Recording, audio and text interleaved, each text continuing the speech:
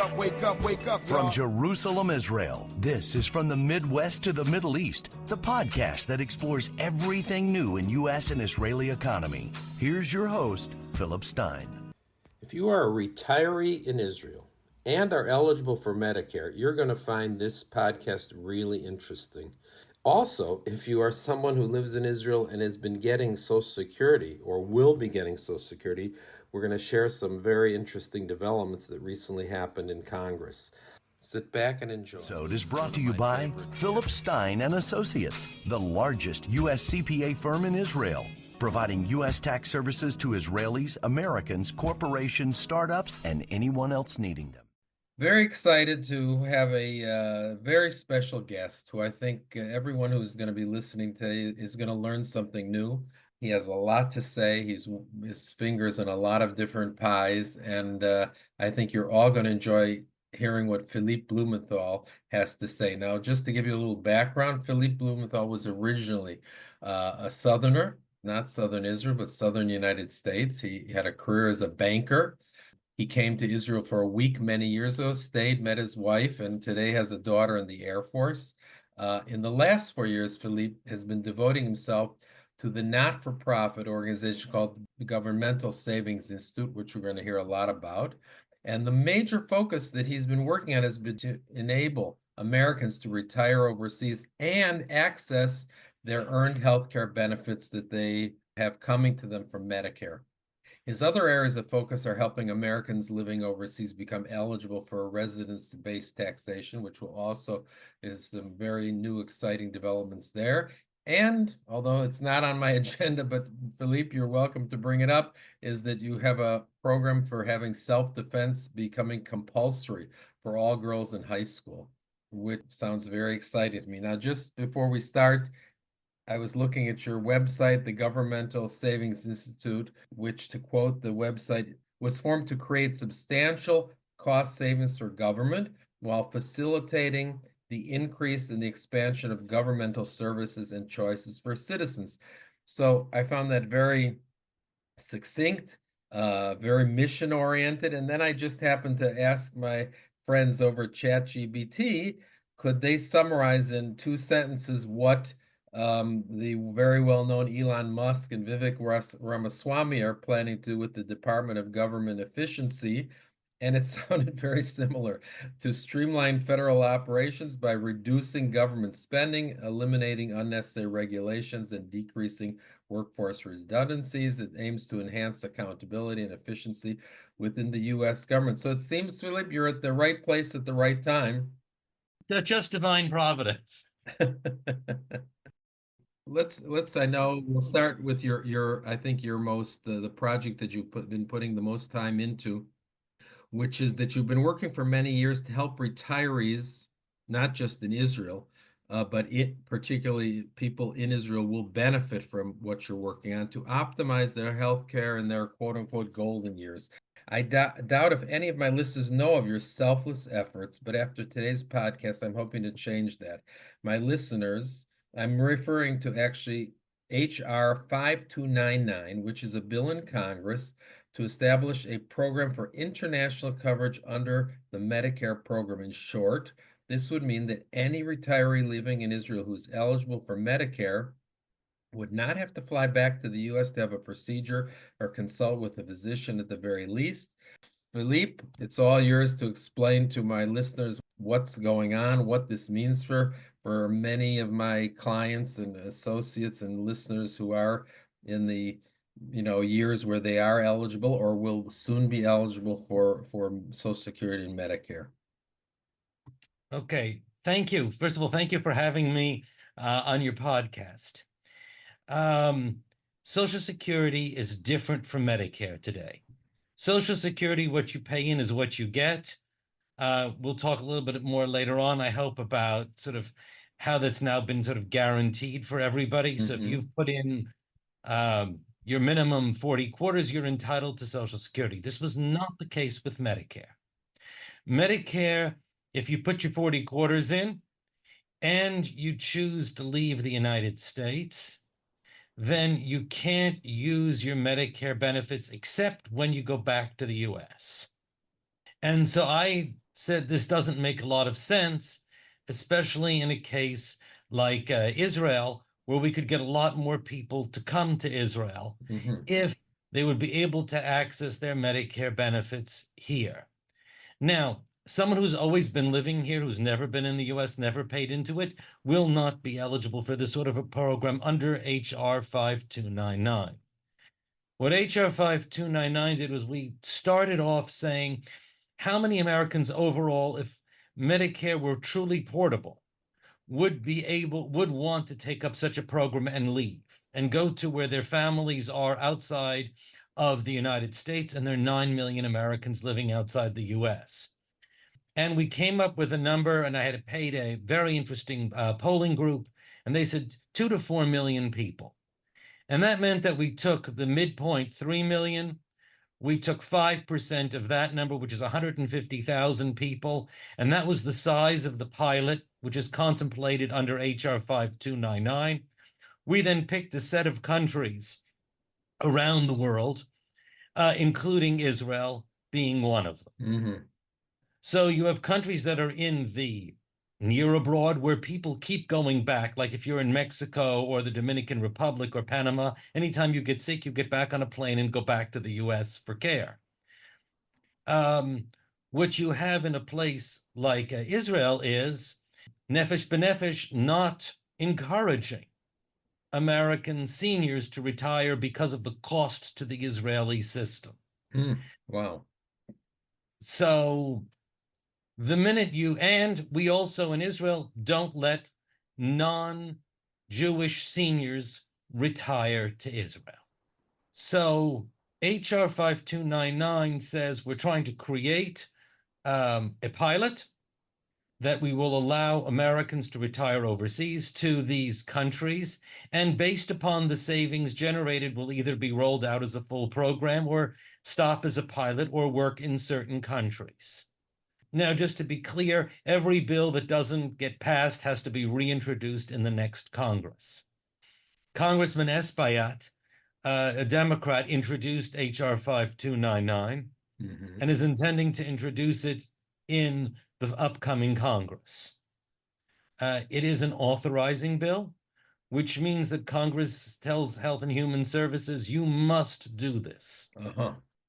And that's a little bit of where we are, and sort of in light of the new administration, under the Trump administration, we had a lot of positive feedback from them. They really wanted to do this.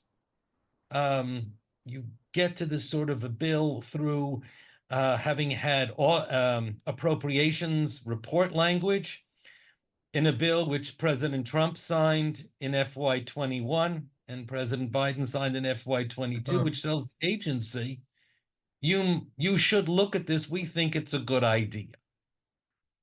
The numbers you were quoting, has your team come up with a number on the dollar side, what this was, something like this would be saving the US? Yes, absolutely. So the pilot should save somewhere between 3.9 and $6.7 billion. Wow.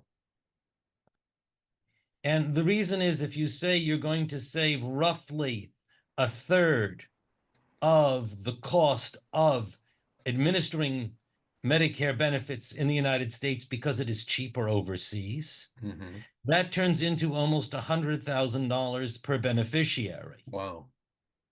And the reason you wouldn't just use 15 billion, which would be 150,000 times 100,000, is because Congress works on 10-year windows on which they give a score. So you have to assume that the pilot stops at year 10, even though it continues to save beyond that.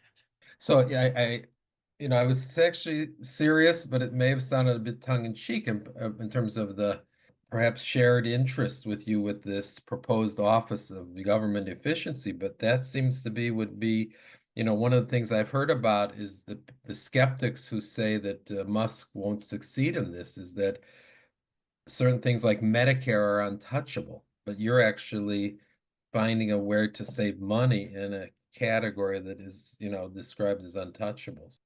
The issue of Medicare being not touchable has to do with how you're going to re-envision Medicare and providing of healthcare services in the United States.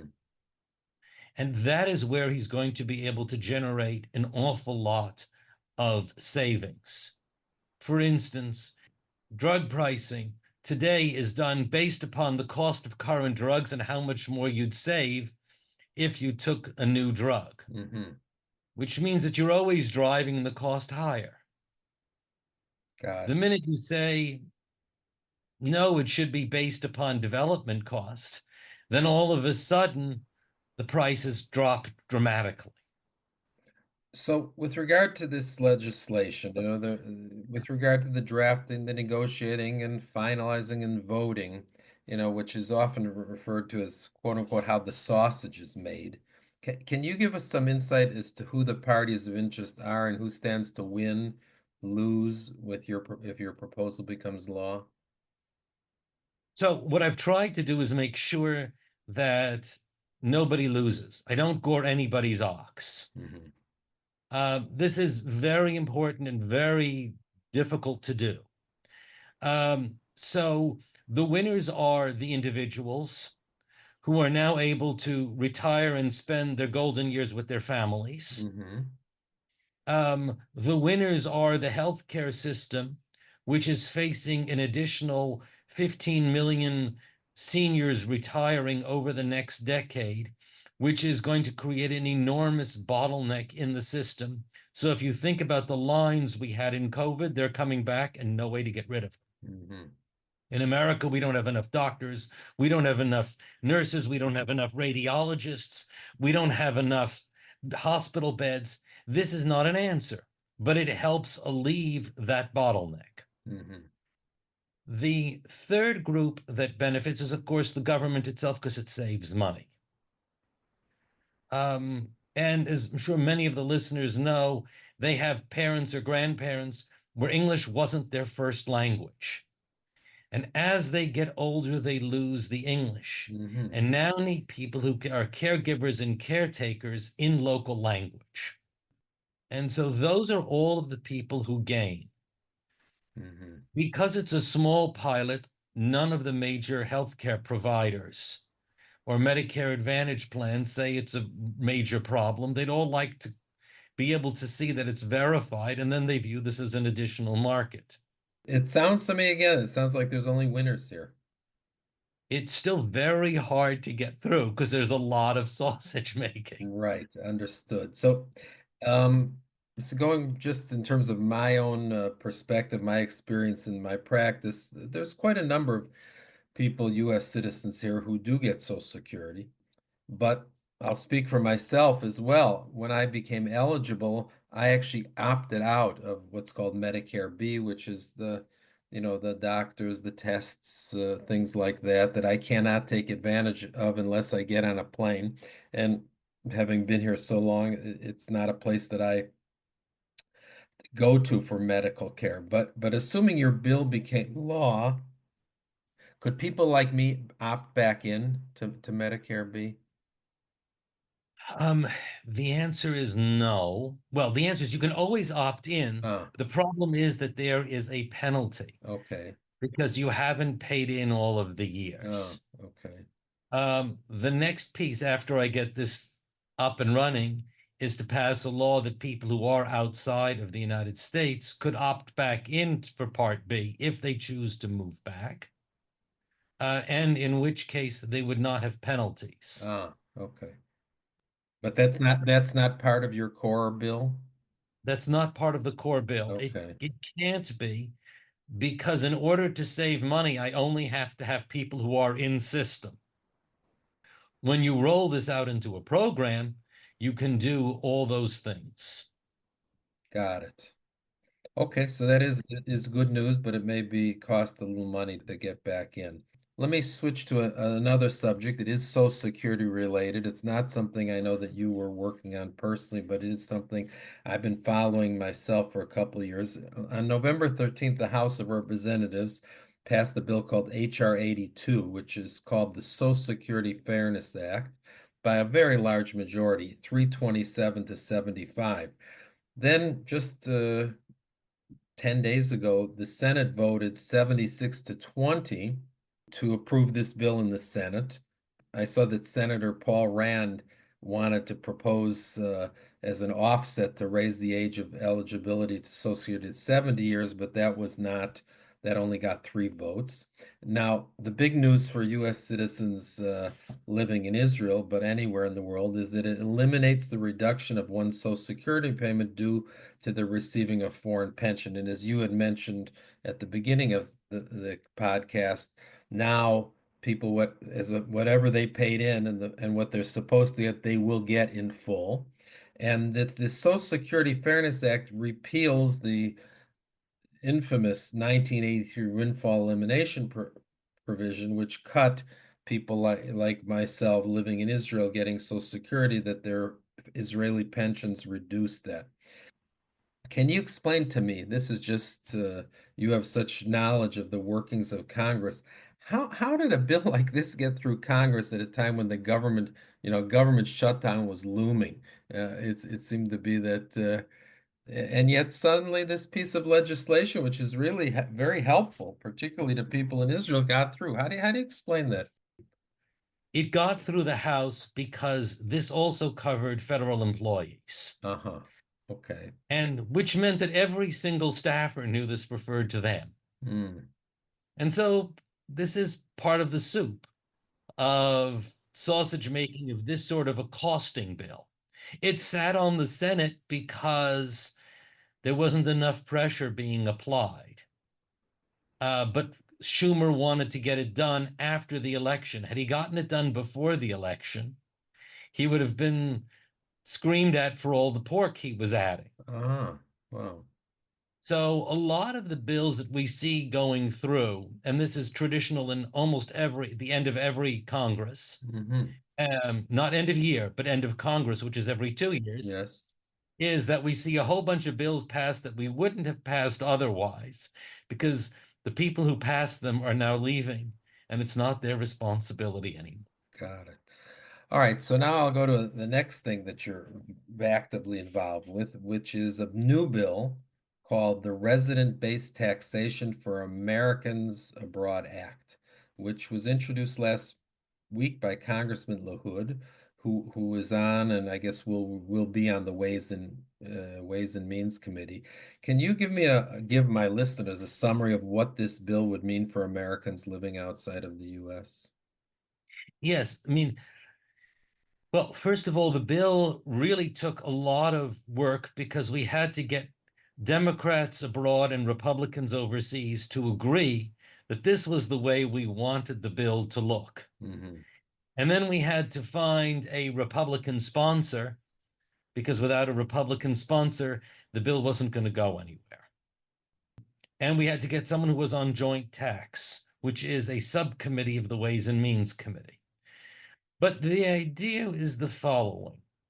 If you're living overseas and you have no U.S. income, no base U.S. sourced income, then you shouldn't need to file a tax return. And so anybody who has a net worth of under 13, or as a couple 26 million, could now be able to request a certificate from the Treasury, for which would be able to enable them that they wouldn't have to pay any tax on any of their income that is not U.S. based. That means if you have a house in the U.S. that you're renting out, you still have to pay on that, and you'll be taxed as a non-resident alien. Okay. So you're not, if you have an IRA, 401k, Roth IRA, those things will only be taxed as U.S.-based income as needed. So in other words, if you had a Roth IRA and you took out money, you'd have no tax to pay there, right? If you do take out your minimum required distribution, you would be taxed in the U.S. because it is residence-based, it is U.S. sourced income. But are you saying that this is something U.S. citizens would opt into or opt out of? In other words, if I'm thinking of clients of ours who have been major beneficiaries, and it's also kicked around in terms of they might increase child tax credit. Okay, that's something that can actually put money in people's pockets. I would assume those people would want to keep filing. Correct. Okay, So there's some people who are going to say, I'd rather keep filing because the child tax credit is cash right. in my pocket. And there's some people who are going to sit there and say, I would rather simply not have to deal with filing FBARs, having to deal at the bank with being listed as an American citizen, and hence not being, if you have a non-US spouse, having all of a sudden to deal with, no, I can't have signature on my non-US spouse because she has stocks. Okay, so this is so again, it was introduced, but you're saying it's going to have to be reintroduced? Correct. It's going to have to be reintroduced. It'll be reintroduced in January. We're hoping to be able to get it into the reconciliation. So that's my next question. Many of my clients are concerned of whether what I call the Trump tax cuts of 217 will be extended. And I'm curious about your insight of how the new Congress might be approaching this extension, and particularly with a term that you just raised, which is my last question, the term reconciliation. Okay, because I think to the layman, we just assume, well, if Trump has a Senate that's Republican majority and a House, this should be really easy to do. But apparently, it's not so easy. But again, you'll help us understand why using this reconciliation procedure or terminology would help something like the tax. Because what I've heard about is that, well, he would prefer, some people would prefer getting the border legislation done through reconciliation and then leave tax for later. Other people are saying, no, let's throw it all under this reconciliation. But again, I don't think most of us understand the terminology. So, what reconciliation came about because of Senator Byrd. And what happened was that there was in the Senate, they have something called the filibuster rule.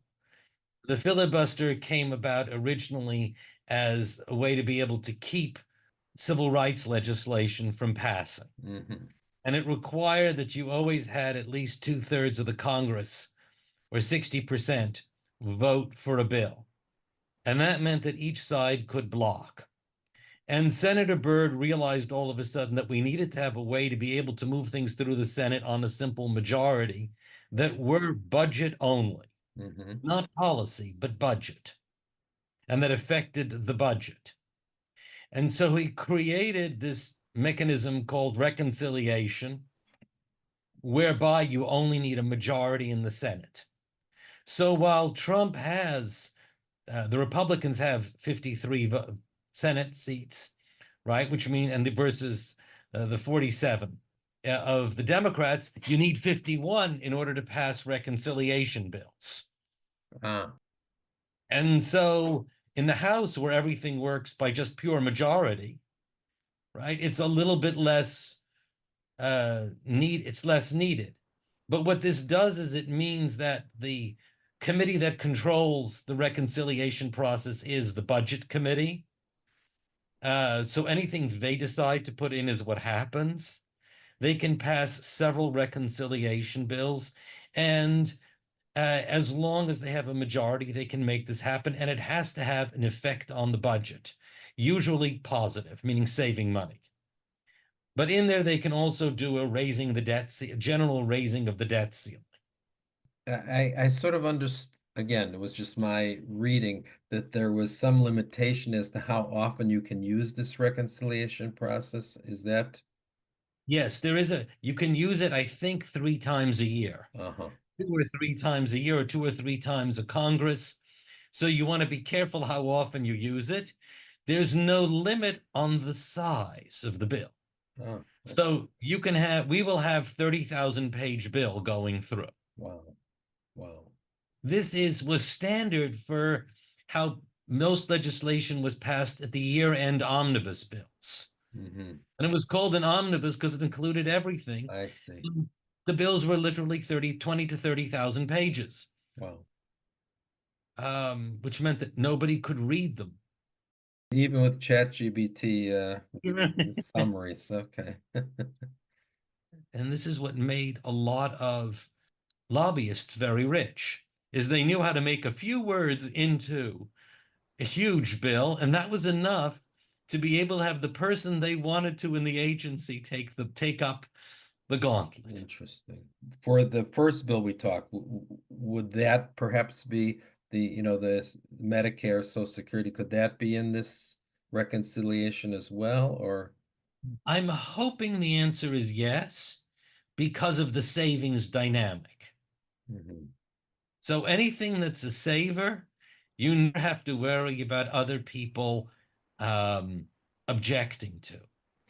It's in Washington, D.C., they call it a pay for, because you don't really have savings. It just pays for something else. I see. And it makes you have, but getting this done is another process of having to get a score from the Congressional Budget Office, which in itself is its own.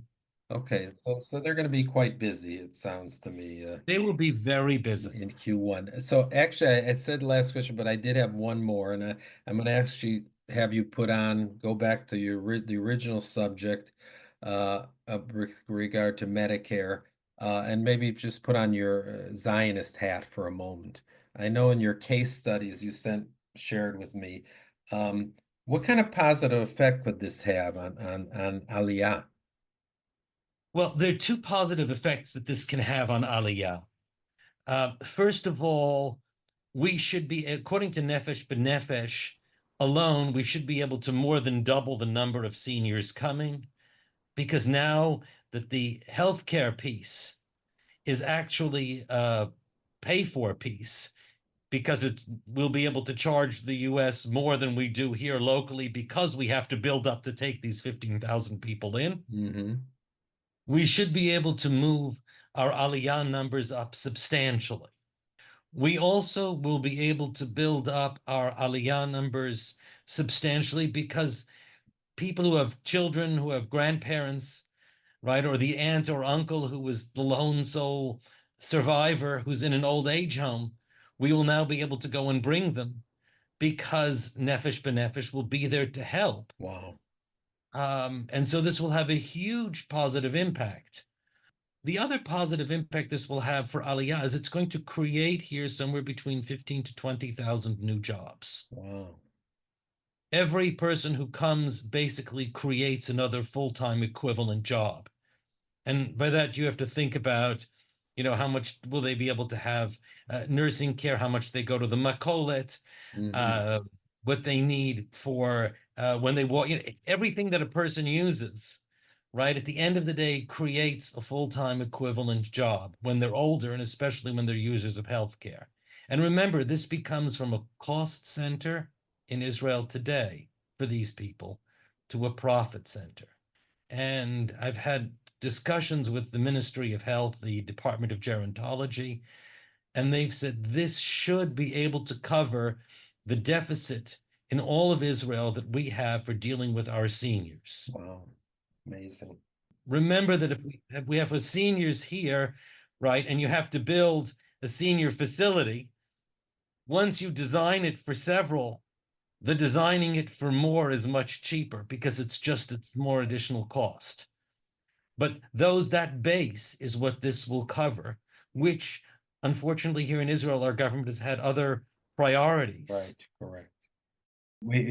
Israel has I think, and I know I've read it, has a higher longevity than the United States, and so that could be another marketing. If you move here, not only you move to a place where you'll live longer, but now you'll be able to get the health care that you're used to.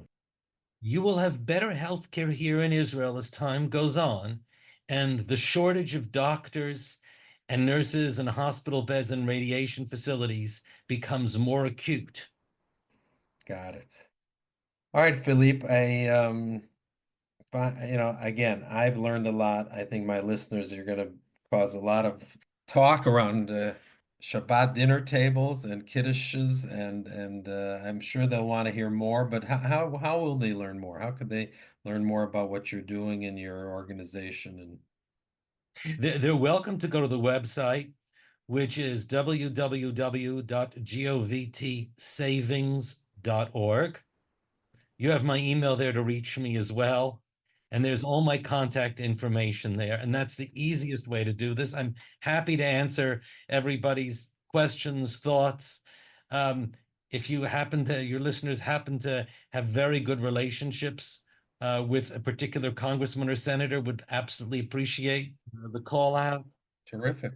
We hope to get, we'll keep our listeners apprised as these things hopefully move their way through Congress, and President Trump will have his pen out.